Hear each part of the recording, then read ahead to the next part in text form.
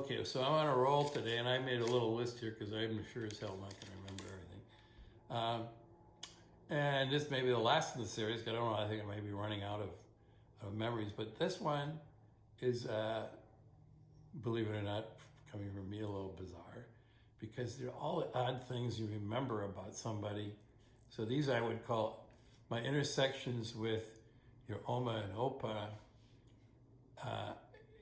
randomly, about stuff that's, on surface not important. But if certain things stick with you after a person's gone for a while, and those are the things you remember, then maybe they're important. So anyway, I recall there's a section, I mentioned in an earlier tape, there's a really a wonderful family biography put together by, I believe her name is Wilma von Mende, and I think she did this in her advanced age in the 50s. And she just went through the whole family tree and recorded all the different stories that were associated with certain people. And I think she must have made quite an effort to collect all these anecdotes. And one anecdote that stuck out so strongly in my mind because of the topic here that I want to address, there was this young woman, one of your ancestors, who was so in love with music, and in particular the skill, the amazing mastery of the piano of Paderewski, who was, I think, both a Polish piano player and composer. And news came that in Riga, I believe it was Riga or nearby, Dorpad or something, he would be putting on a concert. But it was considered within sort of the moral fabric of the family that to go to that concert would be expensive and frivolous, and I mean that was sort of the atmosphere. People are pretty uptight, Protestant, practical. So she had some money that she was given to buy a new blouse, and the practical, going to school or whatever. So she took the money, instead of buying the blouse, she bought a ticket to the concert and secretly went to it. And then it came out later that she did that, and I think she was chastised. But so great was her love of this music in this moment, and it meant so much to her. Now, in this biography, she lived a full life. I'm sure she had kids and everything else. The one thing that remains in posterity, sort of the anecdotal grave marker for her, is that little story. And so it's the little stuff that sticks that really is who you are and what remains. And so here's some of those things that just stick in my mind about your Oma and Opa that I was directly involved in, just interacting with them. And I'll just start random. Poppy loved to fry eggs in burnt butter, and I mean really burnt butter. And he just loved eggs. And he'd have those in the morning with some toast or something. And they liked to eat in this little kitchen table rather than the dining table, but if people were visiting, then of course they go out to the fancier dining room table. But the one thing I remember is how he would slurp his eggs. He'd have these fried eggs in front of him, and they'd still be plenty hot, and he'd take a fork full, and they'd be kind of with the yolks dripping a little bit, and he'd go, there'd be that little slurping sound. And I make that little sound every now and then when I'm eating eggs, and I always think of him. Isn't that something? And the other thing I think about him a lot is his music. He really loved music. He had this LP record player right there in the living room, and he loved to play these schmaltzy piano solos, probably popular, I want to say, lounge tunes of the 40s, 30s and 40s. And he loved two singers. One was Sarah Leander, and I'm going to insert here a picture of her, and Marlene Dietrich, and Corsita and Alfie, and I suppose Hans even, all heard these songs over and over again, could sing them. And I remember Hita always liked to sing the one, Ich bin von Kopf bis Fuß bis Liebe eingestellt, and then so on. I mean, there's just a bunch of one of these. So he loved listening to his music, and he'd often fall asleep to it. He'd put on, and I don't know, Hita and I'd go out for a date, and we'd come back, and he'd be leaning back in his Barca lounger, and I think the record player was still doing this back and forth thing at the end of the record where it's over with. and his mouth be wide open and he'd be conked out. He slept a lot in that Barcalounger. But the music also was put out, and they'd move all the dining room furniture away to one side and everything else, get the rugs up, and people would dance. In the 60s, and I guess even in the 70s, it was not uncommon for people to have a bunch of people over. You eat a bunch of food, and then you'd put on some music, and people would dance. I mean, can you imagine that today? I mean, I don't think kids dance anymore. But you know, and sometimes it would be embarrassing because I think Poppy fancied himself because he looked a lot like, or at least a lot of people thought he looked like Fred Astaire. He'd do those dance numbers.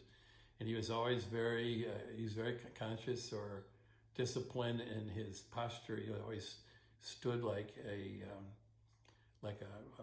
piece of hardwood, you know. And every now and then he'd be dancing with a woman, some waltz or something, and his hand would climb up a little bit too close to the bra line. So there's some Me Too things going on there.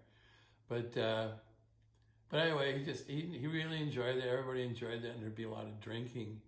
And I remember this routine was first noticeable to me, I think, when I was first dating Hita, and it was New Year's Eve. And they started drinking heavy. You know, their practice was to drink ice cold vodka straight out of shot glasses, followed by what they call a zarkuska, which is a snack, an oily snack, to somehow reduce the immediate effects of alcohol.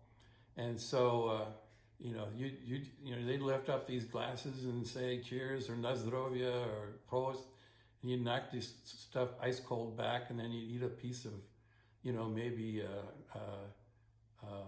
an anchovy that's been in oil, or a piece of herring or something, and then some bread. Well, it was clear that if they're starting doing this at 10 o'clock, there's no way I'm going to make it to midnight.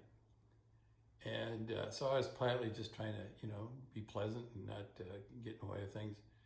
So I was sort of in a position where Mommy's at one end of the table and Poppy's at the other one. And so she'd be talking, and she said, you know, if at our New Year's Eve parties in the Passanriga, if someone drank too much and got drunk, they never got invited back. And so I said, well, that's a piece of information. And then people kept drinking and eating, and it was almost a sign of your manhood that you'd have to keep up. And so the conversation goes on a little further, and then Poppy's going forth. He says to me, he says, you know, in Riga, if we invited people to a New Year's Eve party and they didn't keep up, they weren't invited back. And so I figured, well, no matter what happens, I'm not going to be invited back. But unfortunately, then they started clearing all the tables and everything, started dancing, so the drinking and eating didn't resume for another 2 hours at midnight. I survived that. There was another occasion where all that stuff was going on when Hans graduated from law school. Here's an old embarrassment for Hans. He was so elated that he was finally done with law school. He not only piled on himself the usual regimen of law school studies and all of that, he had a part-time job, and he also worked on the law review. So he was probably working, you know, he's probably working all ends to the middle. So it was clear he was going to let out some steam. This was going to be a night to remember. He got shit-faced drunk, and at one point, he's dancing around, and Gus, his friend Gus Hoffman, and he's getting drunk. Everybody's drunk. Hita and I had graduated that same day, of course. And we're all just happy and, you know, just living it up. And so Hans is twirling around near the bar, the dining room table, and then suddenly the next thing I noticed, he's flat on the floor on his back, and he passed out, and he was gone. That was it. So a lot of memories with Sarah Leana, Marlene Dietrich, the piano guy, and the dancing. What a thing. Now, as for your Oma, the one thing that really sticks out with me is she was very dramatic in her speech. So everything had a moment, and it was emphasized, and she got mad, her teeth would clench, and so she would, and if she liked something, they'd always want to tell Mommy the good news, her kids, because she couldn't hear enough, and she'd smile, and she'd tell me more, and it was obviously like rain in the desert. But the one thing that sticks out for me is how her hands would come together and then she'd spread them apart. I'm going to make a separate video of this and insert it here. But she put her hands on the table almost like a pianist, just kind of plop them there a little bit. Then as she's talking, she'd massage the table and move her hands further apart, and then she'd bring them back together, and then she'd keep repeating this. And I've noticed both Heath and Alfie have done that, and that's where that came from. And the other thing I remember about your Opa is 2 moments of severe pain. We were all in a Christmas lodging in Vermont. Everybody was up there to ski, and there's some videos I even have of that around Christmas where Todd is like, I think he's like 1.5 years or something like that. He's just got this angelic little thing, and Kim and Chris Turp and Todd are walking around with little balloons on their back as angels. So it was just an idyllic little time. People were cross-country skiing, and but poor Poppy got a sudden attack of kidney stones, and he was in the kind of pain I've never seen anybody in before. And this is a guy who had seen plenty of pain, and they just had to gently get him out of there into a hospital. And he told me afterwards, he said he's never had pain as severe as that. So always living in fear of kidney stones. The other thing he had once that really sticks with me is he had some kind of nerve, and I want to say it's like in his cheek, and it kind of extended. It just gave him this searing pain from I'm just going to say from the right side of his head, from sort of the top of the skull along the jawline, and it just caused him an enormous amount of pain. And they eventually had to, it was just, something that was constant and searing, and eventually had to cut some nerves. They had to surgically just, decouple those nerves from doing what they were doing. But I just remember during that time he was in enormous pain. And like most Europeans, from the 30s and 40s, he didn't have the best set of looking teeth, but that's that. Who wants to bring that up? It's just these little things that stick out. Let me look at my little piece of you think, Hannah, oh yeah, well, and the other thing that sticks out is that little book, Wir Beiden. I was able to get a copy of that on Amazon, and I'll just do a cover shot of that and make that part of this. But it's just interesting to see some of these old stories. They're talking about stuff I don't even know what they're talking about. It was written in 1902, and it was recalling stuff from way back when. So it's a little dense. The past closes itself up at some point. And if I think of other things, that's about it for this. And we'll just see if there's any need to do any more of these. If not, this was fun. So I think a little more explanation is needed. This book, Wir Beiden, We Balts, or Baltic Germans, was prominent in the library in the living room of the von Mendy house.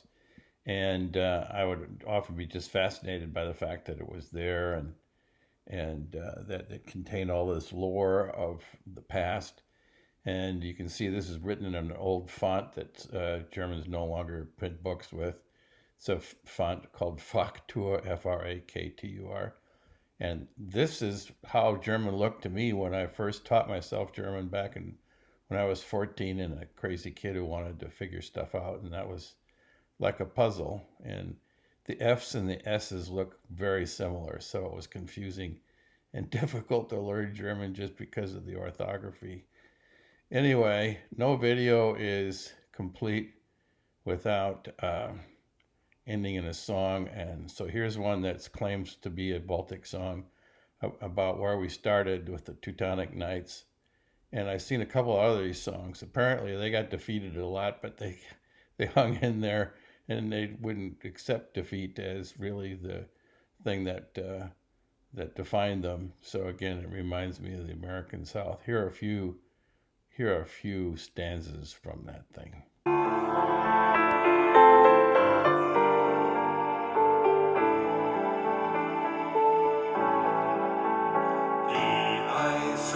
Faust am Lanzenschaft, die Zügel in der Linken, so sprengt des Reiches Ritterschaft und ihre Schwerter blinken